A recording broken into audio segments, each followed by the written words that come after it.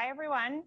Welcome to Hiring Top Tech Talent. I'm Jaclyn Jussif. I lead the recruiting and talent acquisition team at edX. We're about a 200-person nonprofit ed tech company founded by MIT and Harvard.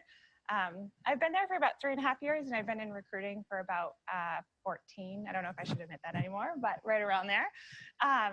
So I've actually recruited some of the people on this panel, but yeah, pretty passionate about that space and then helping folks to be successful. Part of that is engaging people when they come in successfully. So we're going to explore with the panelists how to reach that tech talent and do that in a meaningful way. So yeah, let's see. We'll start with introductions across the panel and then kind of take it from there. So I'll just raise my hand and say Jaclyn recruited me at one point in my career. She's an absolute pro. Hi, everybody. I'm Dan Pickett. Can everyone hear me in the back okay? Cool. So I'm co-founder of a company called Launch Academy. We help train software engineers and transform their careers in an 18-week immersive education experience. And basically, my story is I started as really a director of engineering, sort of executive level engineer. I fell in love with supervising and mentoring other developers. And in one of my startup experiences, I kind of discovered and learned that founders of businesses are just normal people like all of us. And there's nothing but a desire to do good in the world for those executives. So I finally had the courage to go out on my own as an independent consultant, building early stage software for local companies here in the Boston area. And I used to work with wonderful folks like Marc to basically put together a rockstar team. Oh, I hate that term. I can't believe those words just came out of my mouth. Just keep going. And after a while, though, the development market was so hot, it was really difficult for me to put together that all. I want to stop using the word star. High caliber talent teams. I'm going to talk about that later today. But basically, the well ran dry because there was such a fantastic demand for software engineers. So I said, oh, well, you know, what I'm going to do is I'm going to go out there and I'm going to find 3 of the hungriest engineers in the local community here. And I'm going to train them everything I know. And hopefully, one of them will work out. Well, it turns out within 3 to 6 months, I had all 3 engineers working with our clients. And that was sort of the birth of our apprenticeship model. And it's worked well. We're actually a special occasion today. We're celebrating our 6-year anniversary today. Thank you. So we've changed a lot of lives and we've created a lot of opportunity here in Boston. And this topic is just one that's near and dear to my heart. So really happy to be here and looking forward to the conversation. Thanks, Dan. Hey, everybody, I'm Marc Bates. Fun fact about the Rockstar thing, I actually replaced Dan at a company as director of engineering about 10 years or so. I don't know. Sure. I also left voluntarily. If you knew the company, you'd know what that really means. But during the interview process, somebody actually asked me, not only, they said, are you a Rockstar developer? And I said, I hate that term. And they went, oh, but you have a degree in music. I said, yeah. And you actually are a Rockstar developer. Like, oh God, I was saddled with that for the rest of my life. Anyway, yeah, so I'm Marc Bates. I have been a developer now for about 20 years. I know. And I've worked everything from, you know, the lowest person on the totem pole all the way up to CTO. I've run, for the last 10 years, a consultancy as well as a couple other startups, PaperCall, which does conference. We are now kind of like the largest conference event planning as a platform kind of service. We've got all the tech conferences and it's pretty nice. The developers get to go and they can spin all their talks and everybody else gets to peer review them and the conference organizers get to put nice speakers on and find their talks easy. Developers get the ability to get their stuff out, which is great. And I also now run a training company where we train Go developers in Fortune 500 companies. So Visas, American Express, Uber, that sort of stuff. So I've kind of seen all parts of it. I have been, like I said, nobody to somebody in that field. I have hired people. I have been hired. I have been approached by numerous recruiters on a daily basis. And I've got a lot of great stories around that. So I'm kind of hoping to give you a little bit of what it's like to be on the other side of that, to have the emails come through, the phone calls come through, and share that perspective as to how you can get that top talent and not scare them off. So that's me. So I don't have quite as much experience as you two, but I've been a developer for about 10 years now. I am currently a team lead at Toast. My background, I've had experience at every size company. Having my start at Goldman Sachs in New York City, going to a tiny startup where I needed to build up a team basically by myself as the the initial engineer on the team. It's tough building up a team when there's no you have no brand awareness. And then moving to Toast, where as you might be familiar with, we're a pretty high growth company. So having been at Toast for the last 2.5 years or so, we've certainly grown in the past 2.5 years. So it's been an exciting time to recruit and manage people. Hi, my name is Erica, and I have been working as an engineer now for 4 years in the startup world. And I actually started off my career in the research and evaluation space. So I had no intention of going into tech, absolutely none. For me, what I was really interested in was, evaluating the impact of nonprofit programming in urban school districts. And what that meant was I was working with a lot of data. So what I ended up doing was reaching out to the tech community here in Boston to improve my skill set, and going through some of the women's groups around here, like Pie Ladies, Women Who Code. I gradually kind of built up my skill set and also learned about bootcamp programs. So I'm actually graduated from Launch Academy and have been working at startups since. And currently I am on the engineering team at Crayon. And we have also been going through a period of rapid growth. So during my time at Crayon, I've also been involved in the interview process, meeting with potential teammates and going through that process with the rest of the team. Awesome. Good. We should have some good stories then. So I'll start with questions for each of you, and then I'll have you anyone on the panel can weigh in from there. So we'll start with Dan. All right. So you founded Launch Academy back in what, 2013. All right. We have the anniversary today. So tell me what gaps you were seeing, and then what your approach was to kind of filling those, and where you saw what skills you wanted to focus on. Yeah, so back in 2013, it was crazy. Were we in the Web 2.0 days still at that? So that was 4.0. Okay. But it was one of those times where literally you were starving to find developers. And there was just so much demand to be fulfilled in the market, to a place where really anyone that could write a few lines of HTML, could train themselves up, become self-disciplined enough to acquire a role as a junior software engineer. But myself, sort of mentoring a few of those individuals, they didn't have the chronology. They didn't know which steps to jump through to go through that. But, I would say in comparison to where we are today, demand still far outweighs the supply. But there are some cool things that have happened between 2013 and where we are today. Number one, I would say, and this is why I can't believe I said rockstar, but gone are the days of the rockstar ninja developer. I think back then, there were a lot of folks that could rest on their laurels of their technical prowess, of their technical ability. And companies nowadays have really wised up to the fact that software is a collaborative, team-oriented pursuit. And so those folks that kind of would go hang out in a cubicle for the full work week and not really have interaction with product stakeholders and C-level executives and product managers and designers, we really saw a visceral reaction to that over the last 4 years, which is fantastic. And then secondly, I would say another nice thing that's happened is there's been a wonderful push. I think Boston is really leading the way in this direction. There's been a wonderful push to bring more diversity and inclusion into the software engineering field.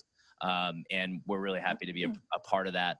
And every time we come to a meetup, we're seeing a much more mixed audience, people that look less like me. I want less people that look like me.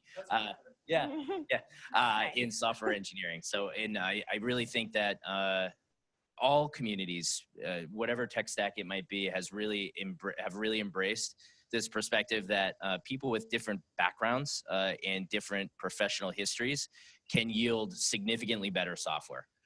So we've seen a dramatic improvement in that over the last few years as well. Okay, so just a follow up to that. So when your graduates are finishing the program and they're going out there into the community and looking for these different companies, what's on their list? What should recruiters be speaking to them about? What do they care most about when it's time to find that full-time job? So I think the number one consistent thing is growth opportunity, right? What will I learn on the job? What will I be challenged by when I go into this new position? What is it like working on the team? What is the caliber of the folks on the team? Those are the primary questions that we hear from our launchers, our alumni. And those are the reasons why our launchers and alumni will ultimately leave organizations. So we have a saying at launch that employees don't leave bad companies, employees leave bad bosses. And the bosses, particularly in software engineering, that are willing to invest in their talent and put time and energy into cultivating that talent, that's what is going to attract more talent. So we really believe that that's kind of the cost of admission nowadays in terms of what you need to do to both recruit and retain talent. Awesome. Anything you wanted to add after going through that experience of finishing a program? Yeah, no, I mean, for sure, it was definitely looking for those learning opportunities, the growth opportunities, and, walking into interviews ready to ask questions about who am I going to be working with? What is this going to be? What is this going to look like? And what are those, what are going to be my opportunities for learning and training? And to see that those resources are actually there and intentional, and that someone has been thinking through this at a company. Awesome. You're next, actually. I don't know if you had any thoughts on the. No. Yeah, so I think when you're a recruiter, right? You get into a company, and hopefully there's some systems set up, and you're first tasked with going off and getting this volume of people. And generally, they're going to hand you a LinkedIn recruiter license and probably Workable or something similar to that, and that's kind of where you start. And then hopefully you're off and running, and it's going to do okay. You're Workable to be great, of course, but your tools to actually find candidates are going to be okay. But it's hard to build consistent pipeline. I'm sure everyone in the room has seen that. LinkedIn is very busy, right? And the tools haven't changed very much, and not a ton of innovation there. So as someone, who's been out there and I'm sure gets lots of outreach and all of that, what advice do you have for people to reach you in a different, meaningful way, or to, for other folks that in the industry? Honestly, it's going to be events like these. I think I've met a lot of recruiters at these kinds of events, meetups, and whether it's these kinds specifically or tech meetups in general, like language specific or technology specific. Mm-hmm. And I totally get that they're coming to try to find people, but I think it's the recruiters that keep showing up. And I start oh, I remember you from the last one. And I start building a relationship with that. They're the ones that I'll reach out to when I'm looking for another job. Okay. Other than that, it's probably just timing, to be honest. If I'm looking for another job, who reached out to me most recently? Because like you, I get reached out on a pretty regular basis. So if somebody reached out to me recently from a company that I was eyeing anyway, then I'll respond. Okay. So let's say you have this inbox, right, full of emails or whatever these recruiters have reached out to. What do you want to see in there? What would stand out to you to make you actually respond to it, besides that it's on top? Something different. So whether it's some humor always stands out to me. If you use some kind of clever joke, especially a programming joke, because I could tell you tried. Good advice. And I love cheesy jokes, so I'm there for it. But showing some kind of humor, or showing that you know the person, even if you have met them only once, just showing that you know them in person. I think the worst thing is I knew someone in high school who reached out to me on LinkedIn, and she didn't remember that we went to high school together. And that's literally the worst thing you can do. Is if you did know this person and you completely forgot. For the rest of the panel too, I guess pass the mic around to whoever wants to be next, but curious on those memorable emails or those meaningful emails that you would want to open. That you want to open. The ones that I want to hear about the ones that actually worked. I said something that made you, yeah. So unfortunately, my experience is I can count on those meaningful interactions on one hand. Okay. In Jaclyn, you were one of them. Okay, good. 1 of 5. But I can remember another gentleman named Kurt, and he reached out and said, hey, I have a number of opportunities open. I think you'd be great for. Can we hop on the phone and explore what the next chapter looks like for you, right? So it wasn't like, you want to talk about what not to say, but typically the pattern is there's this rocket ship company, I can't disclose the name, but they want to hire you, contact me to get started, right? And I think a lot of the times that feels very transactional from the perspective of the developer. And I think as a recruiter, if you're on the candidate side, much more candidate oriented and candidate focused, I think that builds rapport and builds credibility. And it's also endearing because I know that you're going to work to try and find the right seat for me rather than just trying to put me in a seat. So that's what I look for most commonly. Well, back in the day when I was looking, but yeah. Awesome. Other thoughts? Things that would stand out to you in an email or what you'd want to hear right away from a recruiter?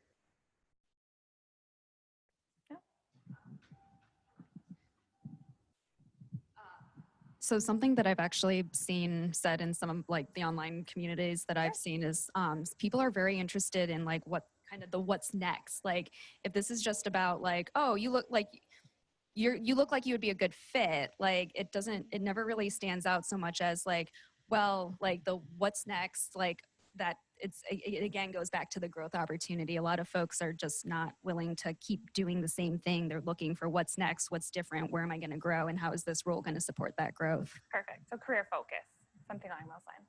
Okay. Do you have other thoughts or? No. All right, that's fine. I'll just reiterate what you said. If you can't tell me anything about the company you're reaching out to me about, I'm not going to respond. Awesome. Okay, next one is for Mark.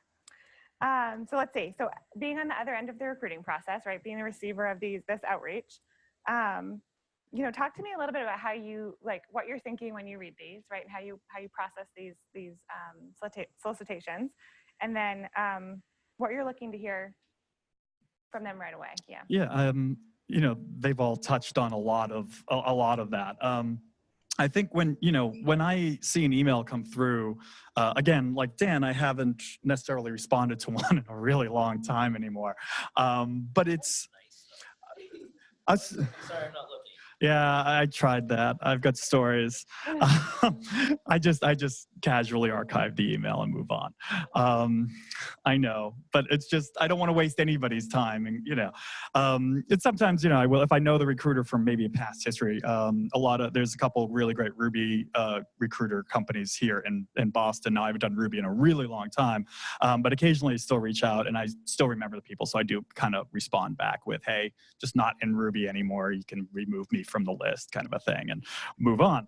But typically, when I see an email, I don't want to see the anonymous kind of like throw it out to everybody and see what happens. Like I'm just throwing it out and see if anybody responds to that email. And you can usually tell because it's like, hey, Mark. And it's like, or like, sometimes it's wrong. Like sometimes it's my username on GitHub.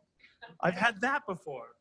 I can tell, like the email address it's sent to, right? A blanket email address, like my blog, or again, my GitHub. Don't send things to people's email on GitHub because chances are they'll know. So that sort of thing. Like I want to be kind of talked to directly as a person. Like show me that you know who I am and you know the things that I do, and and you can tell me in that initial contact why I would make a huge difference at your company. And like Erica said, it's like I'm not there to go and just kind of do the motions again, right? Like we've all done that. It's like I've done that in the past. I don't want to keep doing that. I want to grow as a person, and probably the best way to grow as a person is to have somebody tell me like, hey, we need you. Our company can't grow unless we put you in this company, and we're going to use you to bring our developers up, like raise the quality. Like we want to push into open source. We want to make a bigger splash. Like show me that I'm going to come in and not sit in a cubicle, put my earpods on and just hack away at code. Although I love doing that. And I get to do plenty of that at home. But, I want to know that the contribution I'm going to be making is a difference. I don't want to see, you know, oh, huge company, startup, whatever. Or my favorite is, oh, this company, it happened with Zipcar a few years ago. Tons of emails started pouring in after Zipcar got acquired. And it was, hey, they just got acquired. They're super stable. I'm like, yeah, but the fun of being in the startup is gone. Like, there's no upside for me anymore. So I want to be challenged when I go into a role and I see these things and it's like, hey, do you want to do Ruby? I'm like, I haven't done Ruby in 6 or 7 years. Hey, I had one recruiter reach out and ask me if I was still at Palm. And I'm going to wait for half of you to at least understand what Palm might have been a long time ago. I left in 2001. This call came about 6 years ago. So they knew nothing about me. And it was so obvious. Like, recognizing trends. recognize your trends, like follow the industry, follow the person, like don't do the scattershot approach to hiring, right? Find the right people. Like, and that means conferences, that means meetups, that means reading blog posts, that means understanding your audience. Your audience are developers. You have to talk to developers. You have to understand developers. And we are a weird bunch. I'll leave it at that. So let's, oh, no, go for it. Just to caveat that, so no, awesome points. It's really important, I think, to not be disingenuous with that perspective, right? So just a funny anecdote. I was getting the same email from the same company, who will remain nameless to protect the innocent. Hey, I checked out your profile on GitHub, and it seems like you're doing really cool things. So I got so annoyed that I replied back, and I was like, well, what did you like about it? What library piqued your interest? And of course, I didn't receive a response back. Now, that could have been a meaningful interaction if they were actually interested, right? And they were. At our company, we use X, Y, and Z that you wrote. Yeah, just connect the dots a little bit. Like Yeah, a little bit. yeah, exactly. So I think that there's a way to do it from a place of genuity, and that is so important because, you know, it's a seller's market right now, and there's so much noise to signal right now, and the best way to stand out is to do something that is personalized and feels like you really understand the candidate. The I saw your profile on GitHub opening line, stop doing it. Definitely. It's not, it's an immediate turn off. What about the technical understanding of the recruiter? So let's say, you know, I think getting the lingo right and knowing all the different trends and things, I think is part of what recruiters should be doing and kind of keeping a trend there. But what, Monica, we'll start with you. What's your expectations on how much a recruiter should really know about like the day-to-day coding work? I honestly don't have super high expectations. As if they're a recruiter, that's not their job to know the intimate details. All I really expect is a basic understanding of what the actual tech stack is. So if you're a recruiter for Toast, I'd expect you to know that we're a Java company. We use Android, we use Kotlin, kind of like that. We use AWS. But that's about it. Like, that's honestly, as long as you know those things, that's all I'm really looking for. I think to your point is like, I'm more looking for a personal connection. I think a lot of people think developers don't like interacting with people, but that's not true. Developers, once you ask a developer about something that they're excited about or that they've worked on, then they will talk to you for an hour. So just showing some genuine interest goes a long way. Okay, so maybe a basic understanding of the technology and then applying that to career growth is a good way to engage, right? Like, I think especially when you're early career in recruiting or you're just trying out tech recruiting, it can be really difficult to know the trends, to know the lingo, to know, I didn't know about all this enterprise stuff that's happening with Go, for example, and things like that. So, but it sounds like if there's a basic understanding and then it's mapped to career path, that would work and be an open conversation. Good. I would just say, in pardon my French, developers have a very sensitive bullshit detector. So I think it's really important that if you do want to bring in some of the terminology and you do want to talk about the tech stack, that you be able to actually have a conversation about the tech stack. For me, I think the expectation that I have from a recruiter, either on the hiring side or on the candidate side, is that you can speak confidently and competently about the management, about who is going to be leading the team that I'm going to join or the team that I'm hiring into. That's what's most important. I'm looking for the inside information on the company. The stack, I already know. Like, I know what the stack is going to be. It's either this or that. I don't need to have a conversation about how many users are in the app. I'll talk about that in the interview, right? It's about the profile of the company and the profile of the leaders that I'm going to ultimately go to work for, or the profile of the people that are on the team. I think, and how they can help you build your career oftentimes, right? Like, what are those relationships like, and that kind of thing. So, awesome. So for Erica, I think you've had unique experience. You talked about in your introduction.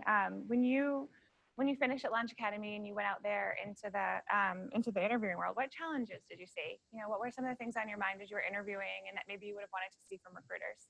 Sure. During my job search process, I actually didn't end up speaking with many recruiters. A lot of times I was speaking with folks on engineering teams directly, and a lot of that was because of like the career days that we held, and we had, you know, direct access to kind of folks on the engineering side of things. But I mean, for me walking into that, it was, you know, initially was very much like, where's the learning opportunity? Like, how am I going to learn? How am I going to grow? And that was 100% like what it was going, like that was what the conversation was going to be about. Sure. And that was all I was really looking for initially. And since then it's like, and since then it's actually really developed from there, you know, over the years. You know, for me, that's like a given at this point. Like, yeah, you're going to suss that out. But at this point, when I'm speaking with companies, it's, well, what's your mission? What are your company values? And then like, how do you as a company, how do you operate? And like, based on how you operate, can I see like your mission and values come through the way that you operate as a company? Sure.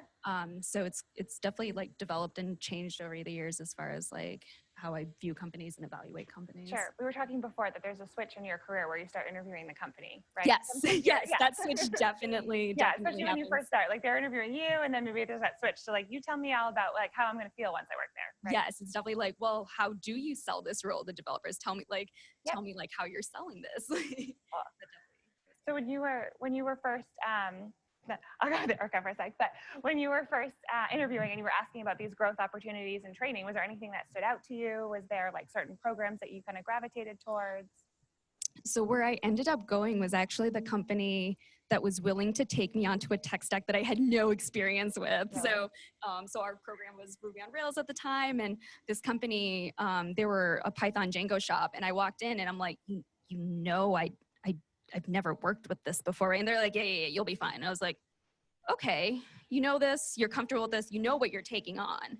And to me, that was just, it was like a good sign to me that they were like, we're going to train you. Like, we know you don't know this and we will train you. Okay. Did it help you to hear that it had happened before with other people? Oh, absolutely. So the other folks on the team that I had met with, you know, it actually happened to be a very diverse team in so many respects. And one of those kind of dimensions was the background of the other engineers on the team. So for example, there were a couple of chemists, there was, you know, someone who had studied physics. Like, there weren't actually many, like, it wasn't like a bunch of CS people. Like, it was people from, you know, varying backgrounds and different experience levels, and seeing that they were bringing on folks who had no web dev experience, like coming in to see other people go through that was, you know, the telling signs that this would be a good place to go. I actually have a follow-up question. Sorry, Mark.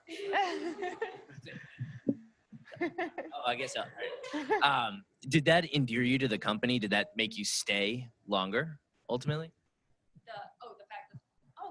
I mean, this was a company that invested in me, like, and you know, this was a company that also went through hard times, and I stuck through a lot of these hard times because the people there, like, they like raised me in a sense, you know, they really invested in me. So when things got tough, like, I stuck around. Makes sense. Dan, is it all right? Okay. I just wanted to check first.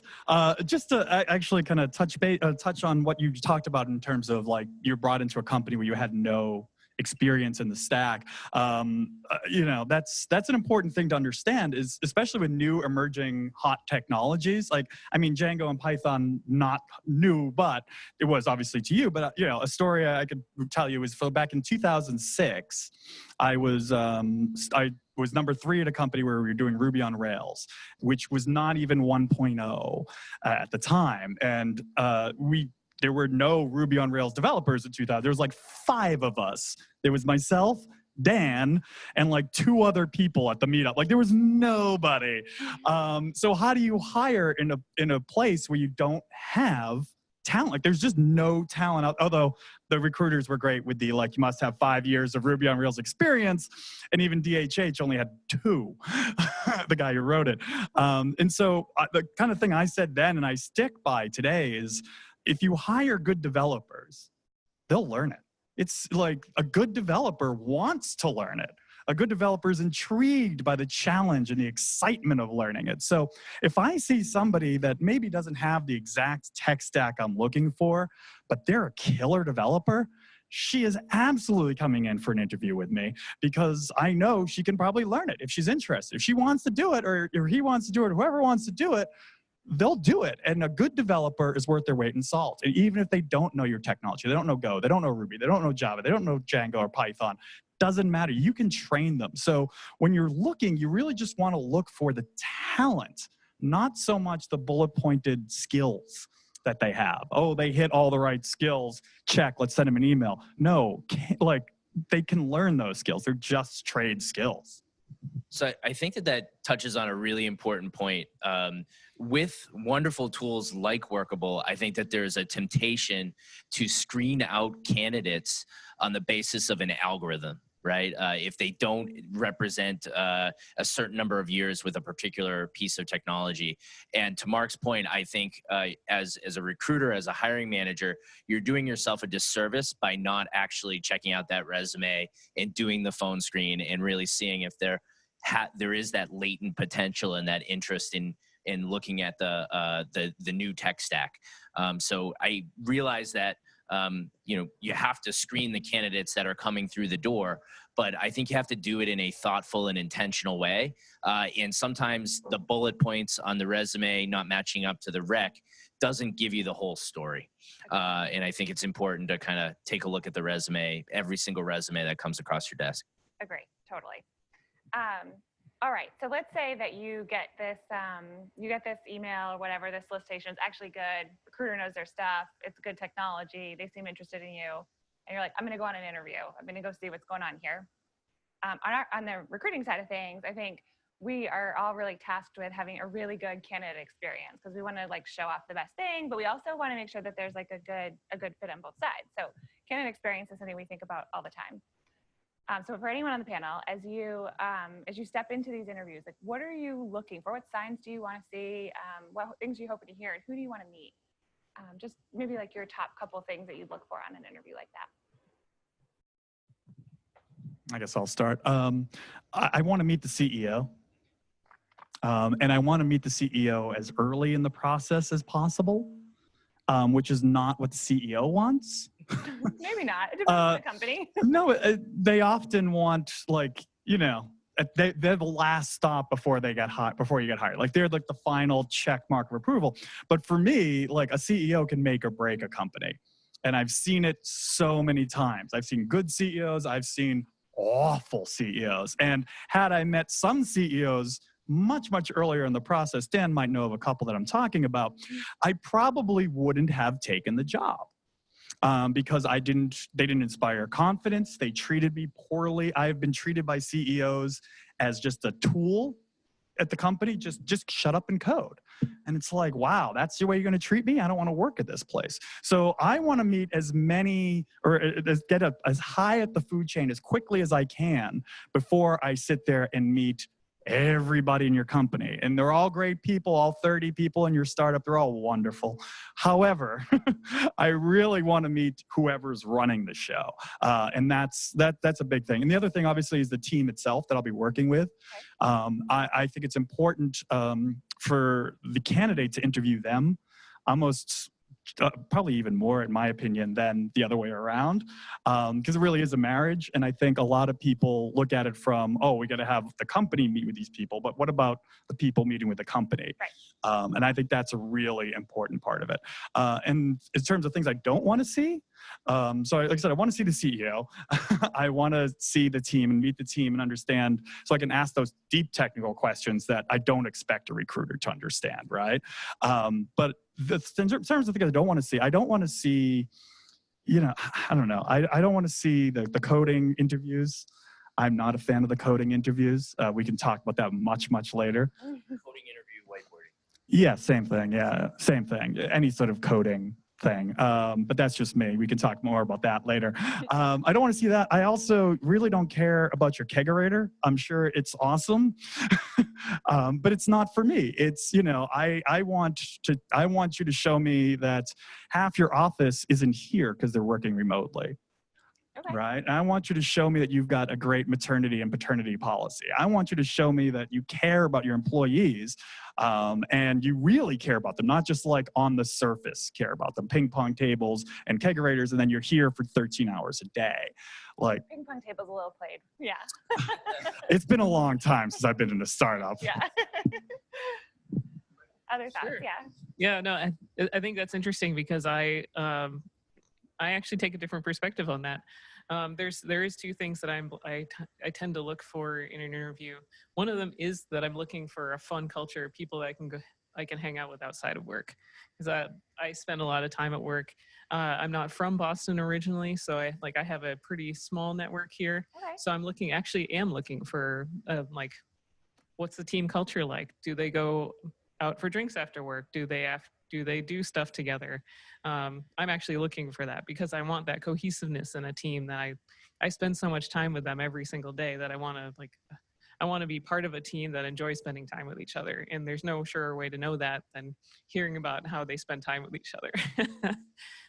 The other thing that I really look for in interviews is representation, to be honest. I think that if it's all like white males on a panel, then it's pretty clear that it's not something that they care about as a company.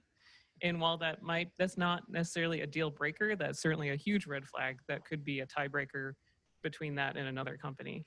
And also speaking from experience as a hiring manager, I found that like building a team, being on the technical interview panel, not just like a lunch cultural interview, those don't count. But being a technical, I love doing them because who doesn't love free lunch?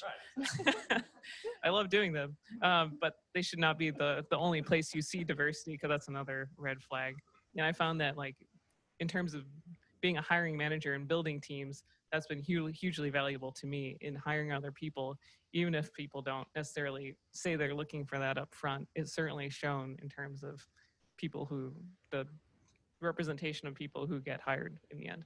Good. So team culture is important to you. Okay, awesome. So I think one thing I think that hasn't really been brought up that I actually look for and really appreciate actually from the recruitment side is really good communication. So like there was one interview that I went through where I was so impressed with the person on the recruitment side because they like the communication and the details that they provided were just so helpful. Like they were like, here's the context for your next interview and here are the goals of that conversation. So you know exactly what you're walking into and exactly what that person is going to be evaluating you on. So like walking into that conversation, you just feel prepared. So like on the recruitment side, seeing like the effort put and it also tells you that there's been like thought put behind the interview process that they actually know what they want to get out of this conversation. So that's one piece that I look for, and +1 on representation. Like you said, not a deal breaker, but definitely a red flag. If there's a lack of representation, I definitely walk in with like my eyes wide open. I'm looking around for other signals. Like I will also ask questions about diversity and inclusion at a company because you can tell very quickly whether or not it's something that folks are thinking about, and you can just see from the response, like, is this something that's on people's mind? And if it's not on your mind, then it's for me that's like it's a values thing. Sure. The values alignment may or may not be there. Yeah. Would you prefer that diversity information is given to you up front rather than having to ask or having to look for representation? And is that information you would want to see early in the process? I think some of that you can find out on your own as you're doing research on a company. And it doesn't always necessarily need to be like explicit information. I can tell based on like the people that are being presented throughout the interview process. You can see it in the way that people treat you and how people like speak with you. Yeah. Yeah, and from my perspective, I think that if you are upfront with that, that's helpful for me. Coming to Toast, I was the only female team lead for a long time, but my director was upfront with it about it and identified that, hey, I realize this is our situation. And I was like, okay, like you care about it, may not be where you are right now, but the fact that you care about it is enough for me. Awesome. So we touched on it a little bit, but I think the fundamentals are so important, right? Did the interview start on time? Was I provided an agenda, and was I able to do a little bit of background research on the individuals that I'm going to meet with? Did they observe the time that they had allotted? These are the things that you, as the interviewing company, you're under the microscope. People are evaluating whether you are delivering what you said you were going to deliver.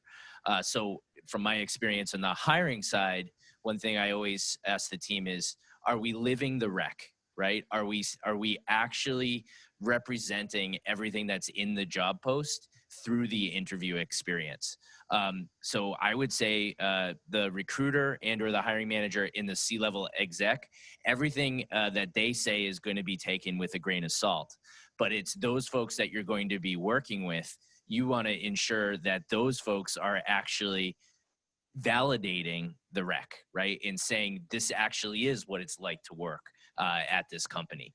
And they do that through core values. They do that through the mission of the organization. And they do it on the basis of what you're actively tasking those folks to do. I always love like the lines of, oh, you're going to be super challenged here. And then the first 2 weeks you're on the job, you're changing a button from pink to green. You know, that if you, very important, very important. But, you know, there's the way that you represent the role, and then the way that the role actually is. And you can gain a lot of credibility by representing reality, right? And recognizing where you may fall short. Maybe you're not rainbows, all you rainbows and unicorns. Show a little vulnerability and say that this is an area of growth for us. But ultimately, it's going to be the team that's going to validate whether you're living the rec or not. I think it's also, to touch on that even further, I think it's also very important for the candidate to not be afraid to dig into that either. And, you know, it's a seller's market, like Dan said earlier, right? So you're the developer sitting on the other side of the desk. You actually hold a lot more power in that interview than you probably think you do. And so to ask those questions, and to ask especially the people you're going to be working with daily, like, hey, what's the worst part of your job? Like, I asked that question, what is the worst thing you have to do here? Like, what is, like, if there was one thing you hated the most, like, what is it? And it's telling what they say, because the better organizations, the people will be honest with you. And they'll tell you, oh, I got to do this thing with the log files. It's kind of annoying, and it's like, that's their biggest gripe. They got to do a thing with the log files. And it's like, okay, but if their biggest gripe, or if they go, oh no, everything's fantastic and wonderful. I'm like, no, it's not. It can't be. It's impossible. So as a candidate, I think it's important to dig into the company more and ask them the questions. Don't be afraid to do that. And as a recruiter and as a hiring manager, you should welcome those questions.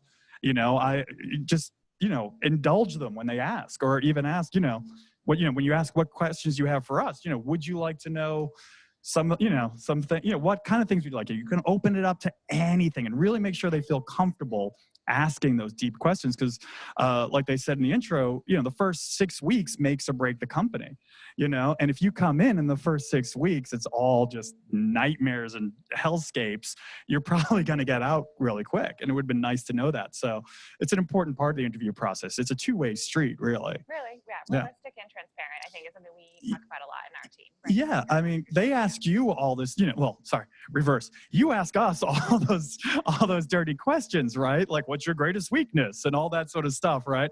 All the things that we hate answering. Our greatest weakness is my greatest strength. We all know that dance, right? We don't have to do that one anymore, I think. Yeah. You're not afraid to ask us, and I think we should not be afraid to ask you those tough questions too. Totally.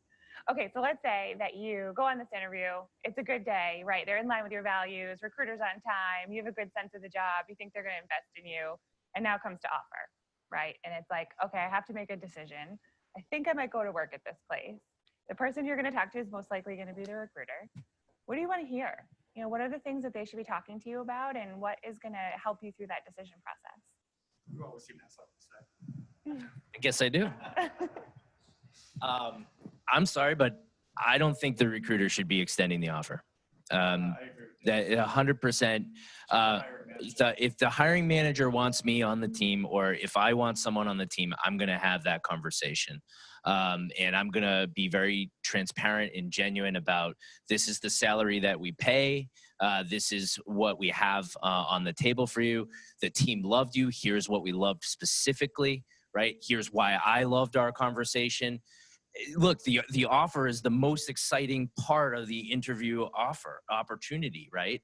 And I think leaders are missing a genuine opportunity to sell at the highest moment of emotion. And especially when the dollar value is low. yeah, so why ruin that opportunity? I think if there's one place you could urge your hiring managers to be involved in the hiring process, it would be in that one moment. Yeah, that is 100% correct. I couldn't agree with Dan. I've always done my offers, like when I've extended offers, it's always been me offering the candidate directly, not through anybody else, not through a VP or CEO or a recruiter. It's me saying, hey, just like Dan said, like, we really loved you. We think your X, Y, and Z skills are going to take the team to the next level. Here's what the team's feedback was like. Yeah, you don't know Django, but we don't think that's going to be a problem, right? We think, we all think you're insanely smart and can easily pick this up. Like, that is not a concern for us. We want you. And it's your chance to really sell that last bit of sizzle on that steak, right? But it is the most important part of it, because that is, again, another telling truth. Like, how directly am I going to be interacting with my hiring manager? And if and it starts with the offer. If the hiring manager isn't involved in the actual hiring of me, are they going to be involved in the actual managing of me? I don't know. Like, I don't know who that person is. I've met them once in an interview. Now I work for them. I've never had that happen to me, so I certainly don't have that expectation. But that sounds like I would certainly be impressed if that was the case. If a hiring manager would definitely reach out to me. I guess what things are on your mind? As the offer is coming out and you're coming to decision making, whether it's coming from a hiring manager or a recruiter or a VP or whoever. Sure. 'Cause I think there's different processes and whatever inside of companies, but like, as someone trying to make a good balanced decision, especially in a market where you have tons of options, like what's the criteria? Sure. I mean, I think it's going to be highly personalized based on what you value in a job. So for me, it's like, well, what's your PTO policy like? Okay. There's a certain baseline salary that I want to hear, but anything above that's just dandy. But yeah, what is your PTO policy like? That's something that I care about. Somebody else might care about your maternity leave. Sure. Or your policy on reimbursing continuing education. Yeah. But everyone's going to have a different piece of compensation that they're really looking for in a job. Sure. Real quick before I give it to Erica. Yeah. It's just like the first time I've ever asked for the mic. Anyway, I'm not going to deal with you anymore. To that point, like, it is highly personalized. And I was, a few years ago, I was offered a job by a company out in Cupertino. Great salary, obviously a good company to work for. I think we probably all know who the company is. But they had one big stipulation, which was I couldn't do conferences. I host conferences, I speak at conferences, I run workshops at conferences, I do a lot of like not Rails Bridge, that's so long ago, Go Bridge, Women Who Go and stuff like that. Like, I do all these events because they're important to me. And this company was offering me a great opportunity, but I still turned it down because it didn't meet the personal goals I had. Like, the money was great, whatever. But I'm like, I can get money at some place that will let me do those things. They're important to me as a developer. And it's important to me to do those things. So it's really highly personal. I think that's a great way to put it. Yeah.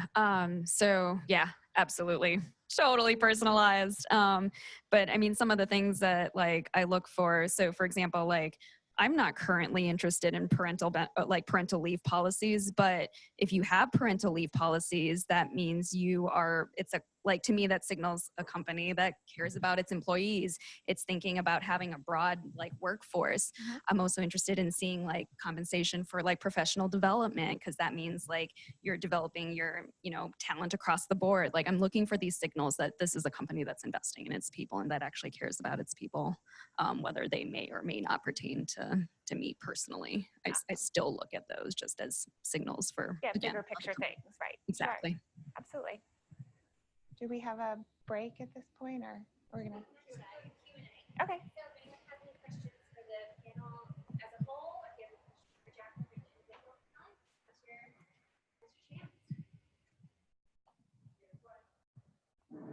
Favorite subject lines from recruiters or the initial contact?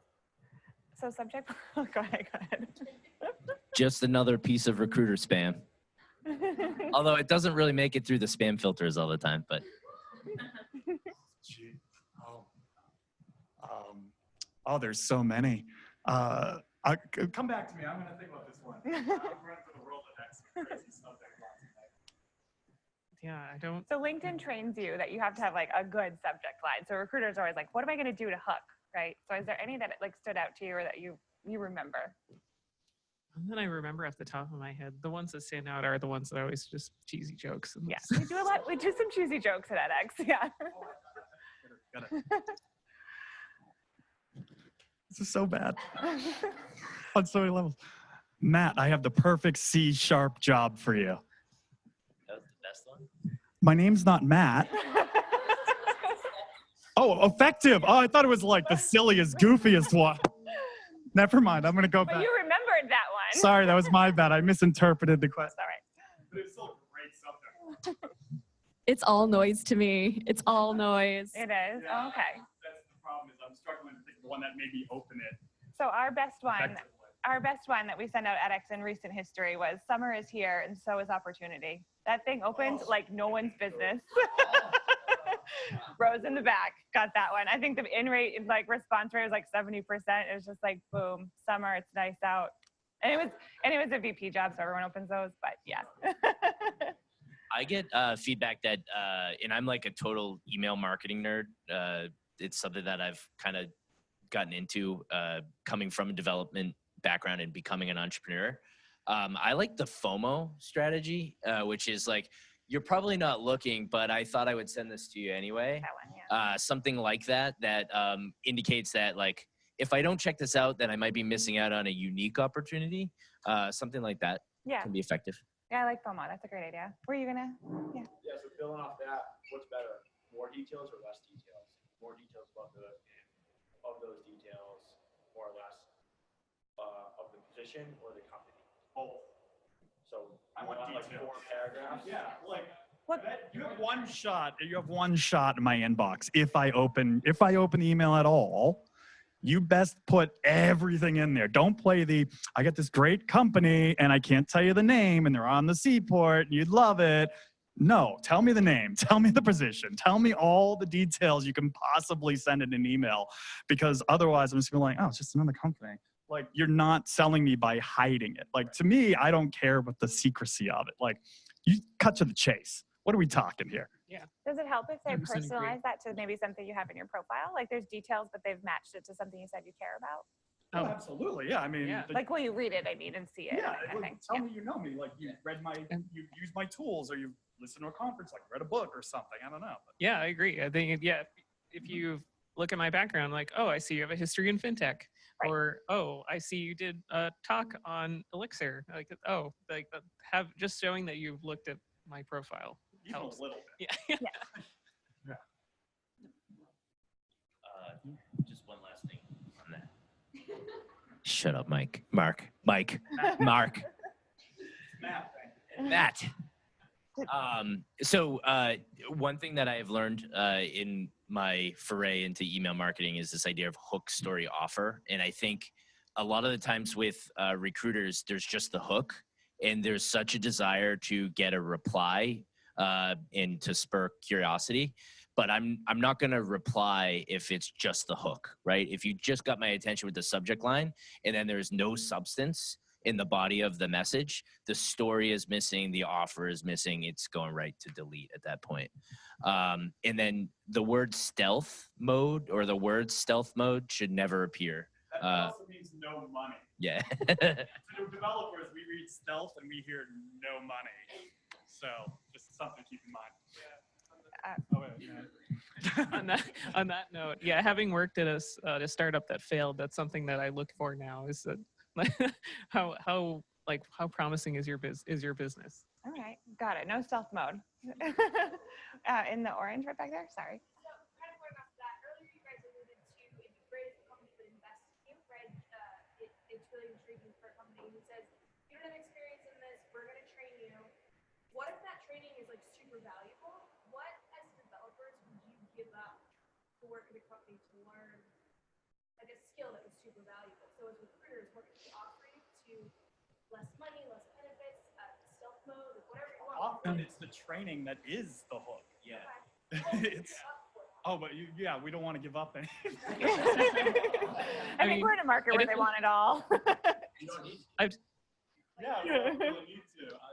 I mean, I've definitely seen that. When at my last company, we started introducing Elixir, and a part of the reason was that was something that people really wanted to learn. I mean, I really wanted to learn too, working there. So I was like, yeah, let's do it.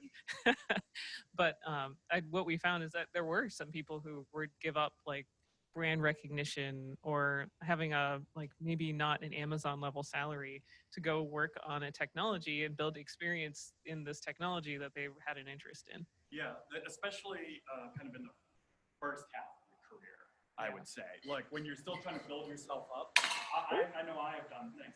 I know I have done that early in my career where I have, given up some salary, or taken a lower salary at a startup because of it was a tech stack I really wanted to learn or work on, or the position was probably above my level in terms of skill set, and I wanted the challenge and knew that if I built that, then I can maybe ask for 50% more at the next company, that kind of a thing. So younger kind of, like I said, first half of career developers typically will give up some cash in favor of the tech and learning that new technology and building their resume, but they're building it kind of, on your back a little bit. And a concept we talk about a lot in our team is like the transaction, right? I think that's what you want to talk to candidates about. Is like there's all the stuff you need, like the table stakes things, like you want to get paid and you want to have a good company, you want them to have good values, all that should be there. But generally they're looking to get something on their resume, right? And it could be that it's that next job, or they're going to trade off salary because they get to have this new training program that's there and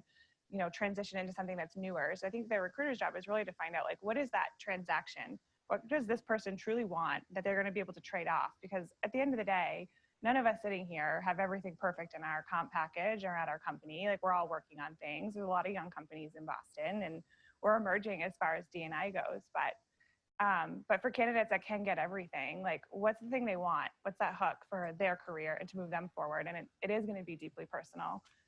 But if you can recognize that, then you'll find where the trade-off is there, if there's going to be one, and find it early. Nick, did you have a question? Yeah, you mentioned like the whiteboarding, the coding exercises during the actual interview process earlier on, like while you're actually on site.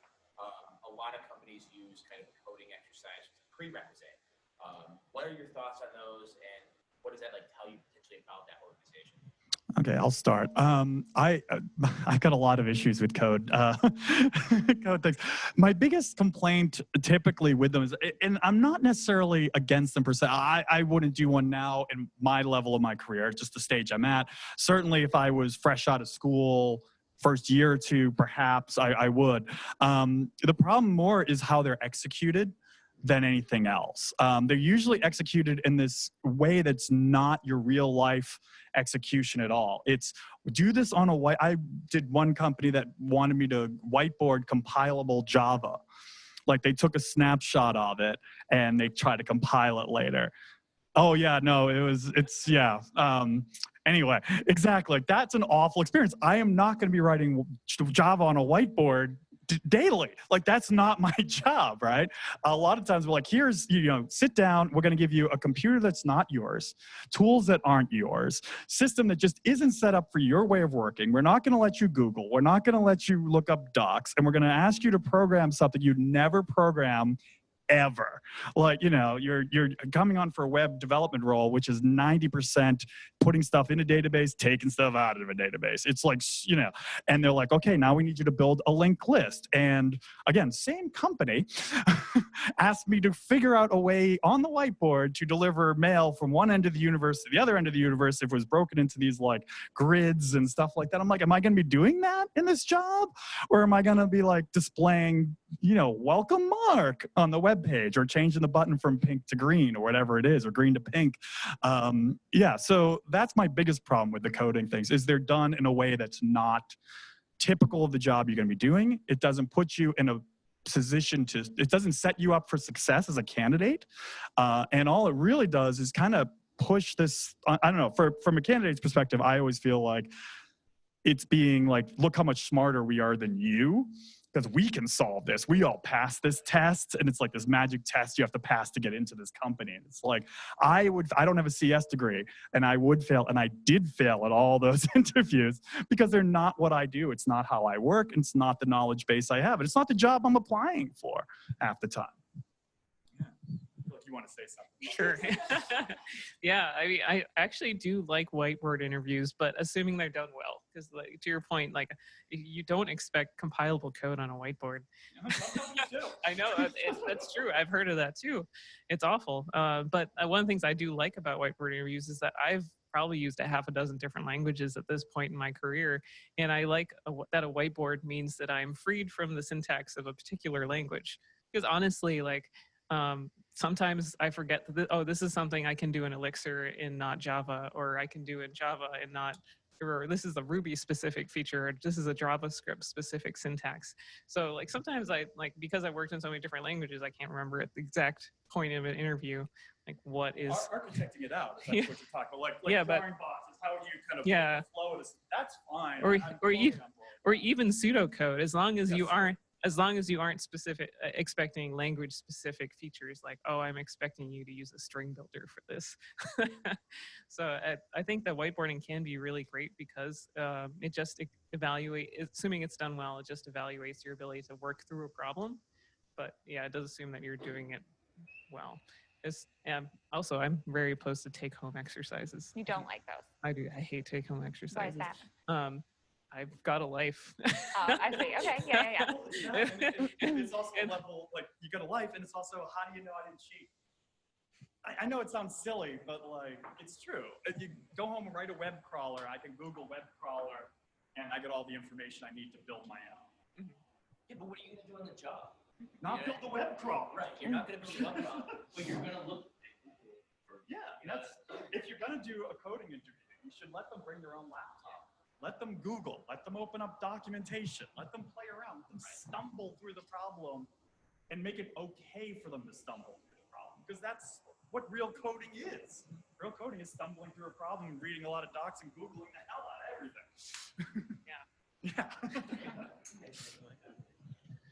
everything. So if I thought that I could run a boot camp on good hiring practices, I would love to do that. But what I've found in this industry, particularly software engineering and in hiring managers in software engineering, there's almost like the equivalent of a hazing kind of thing going on where like, I went through this, so you have to go through it too. And we just need to relinquish and get rid of that tradition in the engineering field, because just because you went through that crucible doesn't mean that that fits the needs of your organization today. And I realize for recruiters, I'm sure you feel the same way. It's really, really difficult to help reform that bad behavior because there's such a sensitivity to the hiring process and there's a lot of ego, at least speaking from my experience. You do have a lot of ego. You got me beat. I do. You got me beat. But, I'm more modest.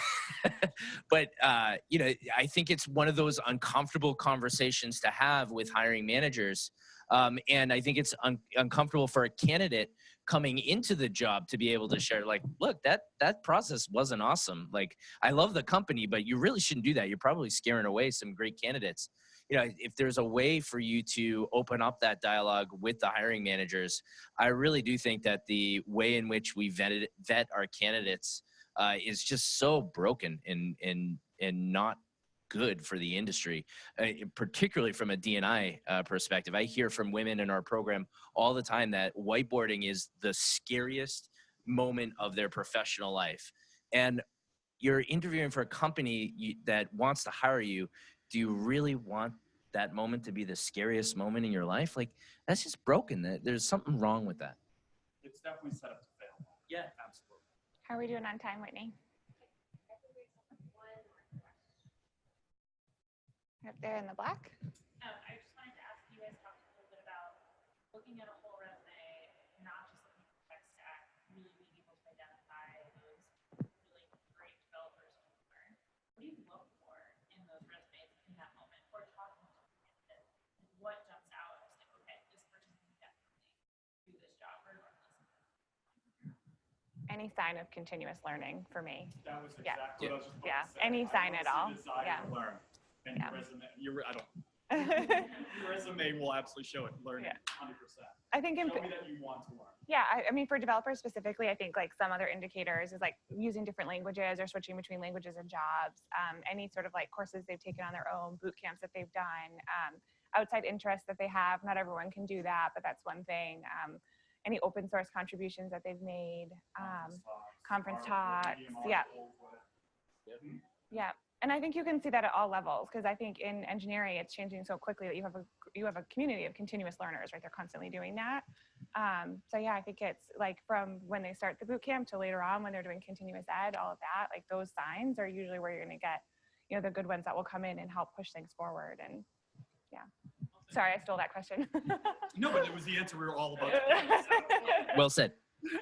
I also think just I definitely come from the school of like I have a lot of outside hobbies, so it like I try to when I interview candidates, I try to not like bias myself towards those who have time to have like to contribute to open source, Yeah, or like take college courses or outside courses.